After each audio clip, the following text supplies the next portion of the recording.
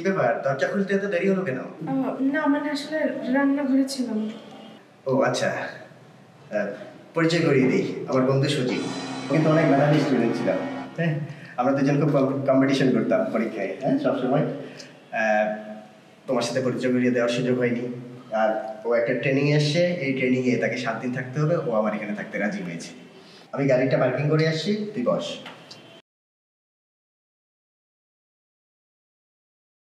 আসো, ভিতরে আসো। কি ব্যাপার, তুমি এখানে? আমি জানতাম না যে তুমি রাসেলের ওয়াইফ। আমি আজকে চলে যাব। না, যেতে হবে না। তুমি কেন যাবে? গেলে রাসেল কি মনে করবে?